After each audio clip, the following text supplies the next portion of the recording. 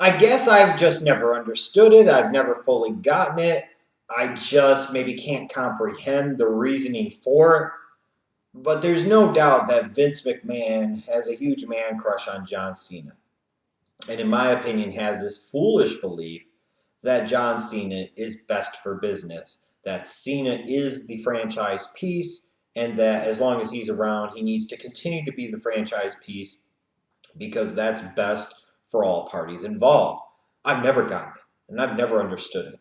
And I've thought about it throughout 2014, and I've talked about it, and I've said, you realize, everyone, that Cena's been on the top of the WWE longer than Hogan ever was. Just think about that for a second. How ridiculous is that?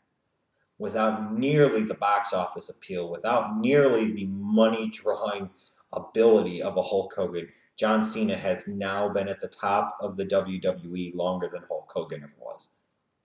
If that isn't a striking statistic, if that isn't one of those things that makes you go, what? I don't know what the fuck ever will.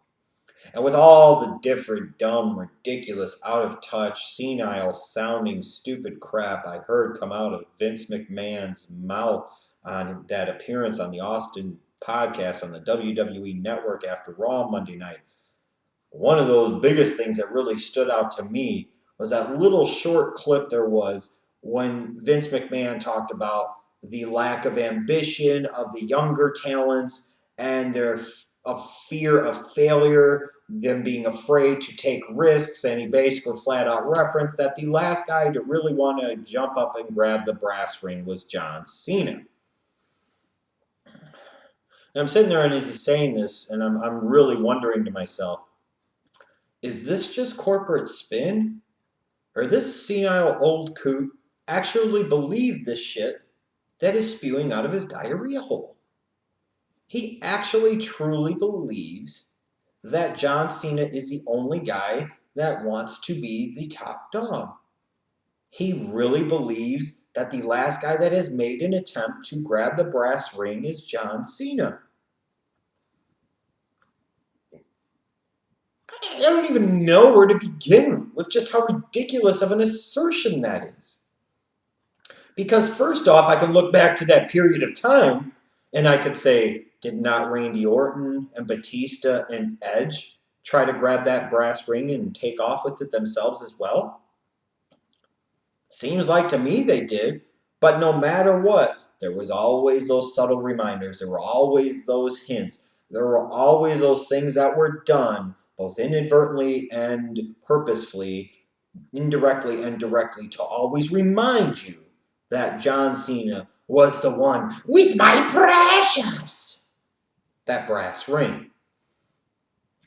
But to sit there and say that nobody else over the past decade has made an attempt to or has tried to is complete, total, unmitigated nonsense of the highest degree. It truly is.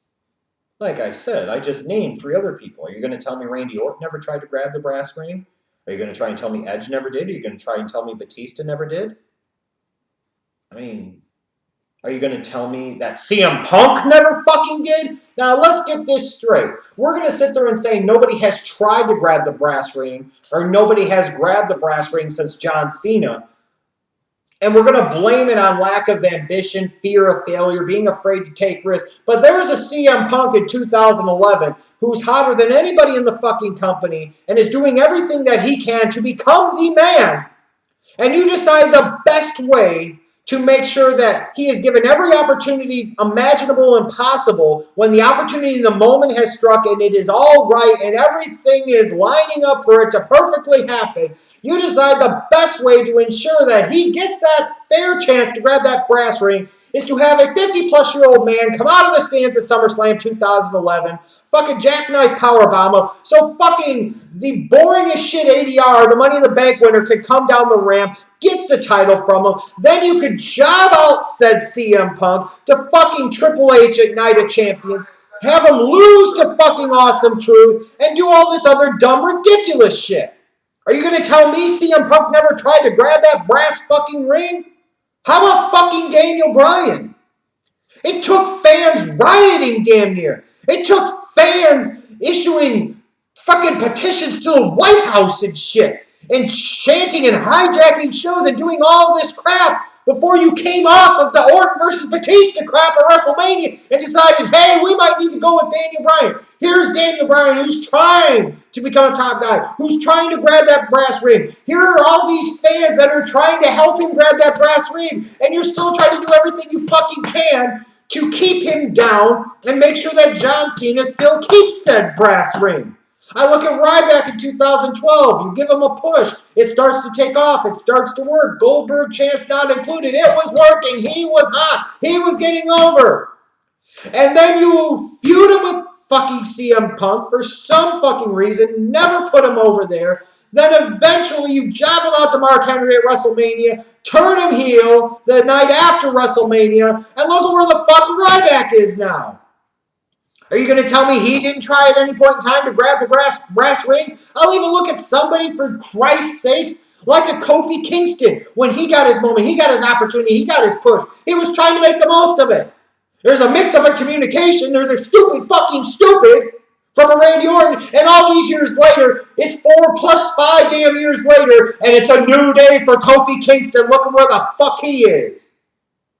This whole notion that nobody has tried to grab the brass ring in the WWE is complete and total bullshit nonsense. It's the fact that Cena doesn't want to give up that spot, nor can I blame him, because as long as they're fucking going to give it to you, why would you want to take less money if you're not sold on the reasons of why it might be beneficial for you eventually long term? And Vince McMahon most especially isn't trying to remove John Cena from said fucking top spot. He sure as fuck isn't trying to yank my precious off of Cena's precious fucking neck. And if anybody does try to get over, if anybody does try to reach for that brass ring, and Vince doesn't want it to happen, which clearly he hasn't wanted to happen for the past almost fucking decade now, he will make sure he does everything he can to undermine you, undercut you, and eventually de-push, de-bury you, and completely fucking ruin you. I look at a guy like a Zack Ryder.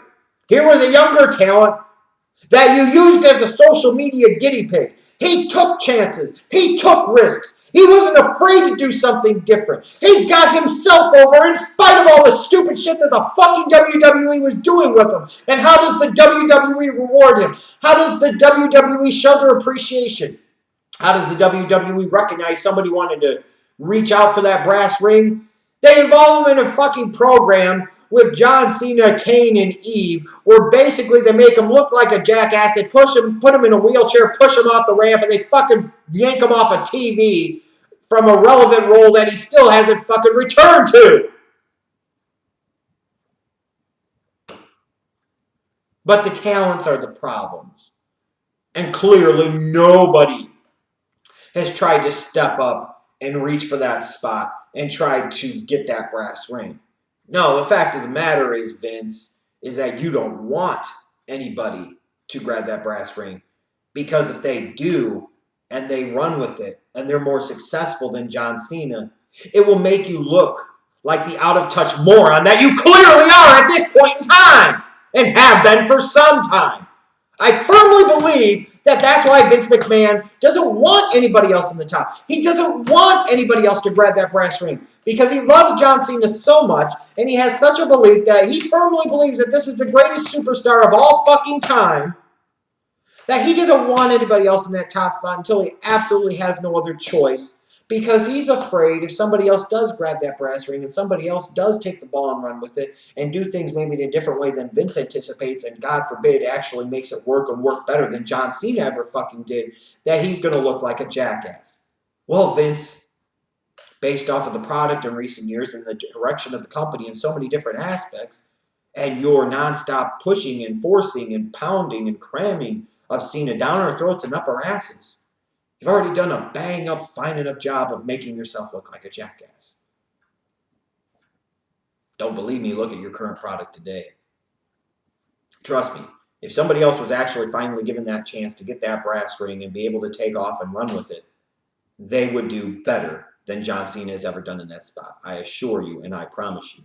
The problem is that as long as John Cena is around, and even more specifically and importantly, as long as Vince McMahon and his fraternity of inner circle ass kissers are around, nothing's going to change. and nobody's going to be able to grab for that brass ring. Frankly, nobody's going to want to grab for that brass ring because they know it will be an ultimate and complete exercise in futility.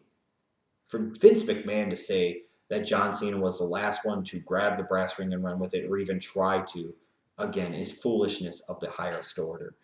And it just shows you again, among so many other reasons, why Vince is so bad for the company and so out of touch and he needs to go. So, if anything, I'm thankful for his appearance on the Austin podcast on Monday night on the network after Raw because I think it exposed to everybody just who really truly is the mastermind of all the problems behind the WWE and who is the single biggest obstacle and burden to overcome for the WWE to grow as a company and enjoy future success. It's not John Cena. It's not this. It's not that. It's one man. It's Vince McMahon. Period.